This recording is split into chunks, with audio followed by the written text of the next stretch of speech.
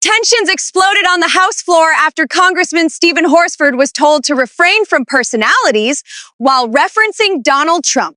And what happened next instantly changed the tone of the room.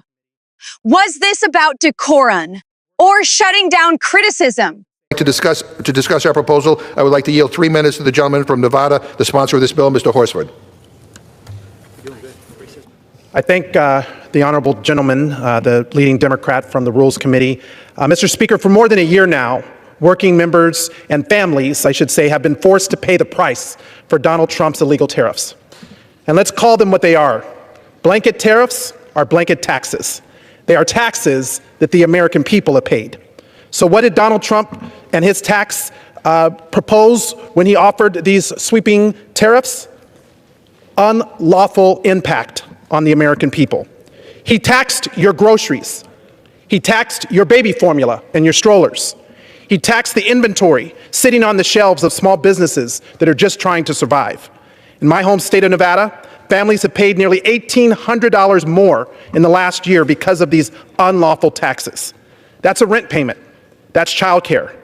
It's a car repair. And it's groceries for families that are already struggling to get by. And my district has seen the real-world consequences. A neighborhood cupcake shop, a local brewery, coffee roasters who built their dream from the ground up, all forced to shutter their doors this past year directly because their costs have skyrocketed and their customers can no longer afford these high prices. Now the Supreme Court has spoken. The emergency authority that was used to justify these tariffs that are taxes that Americans have paid did not authorize this mess. In simple terms, this administration did not have the power to do it, and yet they did. Billions of dollars were illegally taken, in my view, stolen from the American people. Now what are my Republican colleagues proposing? A bill on appliances.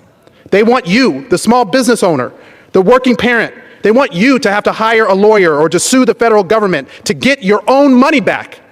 Donald Trump himself said that you may have to litigate this for 5 years. 5 years? That's not relief. That is a bureaucratic maze. It's a rigged system designed to exhaust you, to outlast you, and to ensure that the little guy never sees a dime. Well, we have a solution. My bill, the Relief Act, does something radical in Washington. It makes the government fix its own mistake. It requires automatic refunds of all tariff payments from the last year within 90 days. No application, no protest process, no lawyer required. If the government took it illegally, the government must give it back, period. And to the businesses that receive those refunds, it's time to bring prices down for working people and families who stood by you and who kept you afloat. If Republicans block this vote, they are voting to keep your money. They are telling Main Street America, take us to court. They are choosing delay over relief and politics over people. Tonight, the president will stand in this very chamber and try to sell the American people on his economy. But working families don't need a sales pitch. They need relief. They need honesty. They need their money back. No more excuses, no more delays, no more courtroom battles. Let's return what was taken. Let's stand with small businesses. Let's stand with the working families. I urge my colleagues to defeat the previous question and to support the Relief Act. If you Gentleman's vote yes, time has expired. They vote to the keep gentleman's life time has unaffordable. expired. This is a rigged system. No longer recognized. I yield the gentleman. The gentleman is no longer recognized. Additional 30 seconds. For a second time, members are reminded to refrain from engaging in personalities towards the president. Mr. Speaker, The gentleman is recognized for 30 seconds. Mr. Speaker, the president has disregard and disrespect for the American people when the Supreme Court told him that his actions were illegal, they were unconstitutional, and it's time to give the American people their money back, to give them relief. Not disrespect, not disregard, but their money back. So I urge my colleagues to defeat the previous question and to support my bill, the Relief Act. By voting yes, you vote, if they vote yes, and deny me the ability to bring forward the Relief Act. Gentleman's time has expired. They're keeping your life The gentleman's time has more expired. unaffordable. With that, The gentleman is not recognized. I yield. For a third time, members are reminded to refrain from engaging in personalities towards the president. With that, the gentleman for Virginia is recognized. This was one of those moments on the House floor where procedure collided directly with politics.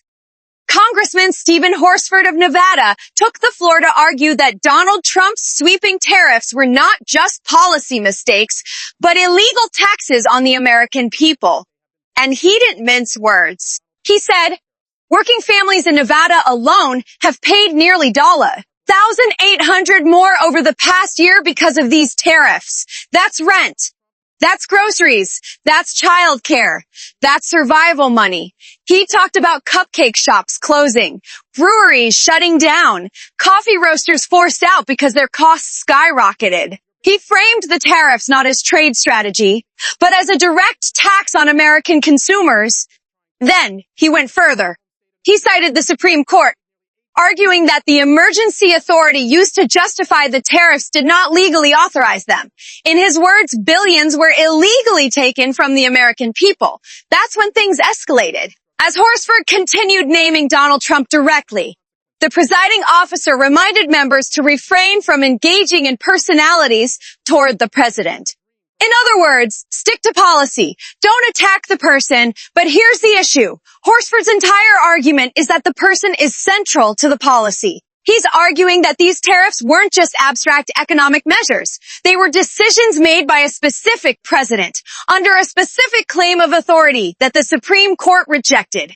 So when he was warned a second time and then a third time, it didn't calm the moment. It amplified it. Instead of backing down, Horsford used his final 30 seconds to say the president showed disregard and disrespect for the American people by continuing actions deemed unconstitutional. And then his time was cut off. The chamber reminded members again for a third time to avoid personalities. Now let's break this down. Technically, House rules do discourage direct personal attacks against the president. That's not new. That's institutional decorum. But politically, this hits differently. Because if you're arguing that a president's actions were illegal, unconstitutional, and harmful, how do you separate that from the president himself? This wasn't just rhetorical drama. Horsford introduced what he calls the Relief Act, which would require automatic refunds of tariff payments within 90 days, no lawsuits, no applications, no 5-year court battles.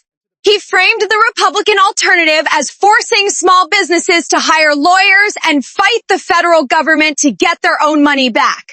And then he said something that likely stung. If Republicans block this vote, they are voting to keep your money. That's the political punch. So what we saw wasn't just a decorum dispute. It was a clash over accountability. On one side, rules about not targeting personalities. On the other, an argument that accountability requires naming who made the decision. And in today's political climate, even invoking Trump on the House floor can trigger procedural pushback. The bigger takeaway. This is where politics is right now. Tariffs, inflation, Supreme Court rulings, executive authority. All wrapped around one figure whose name alone can freeze a chamber.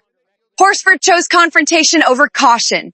And whether you agree with him or not, that moment made one thing clear. The battle over economic accountability is far from over.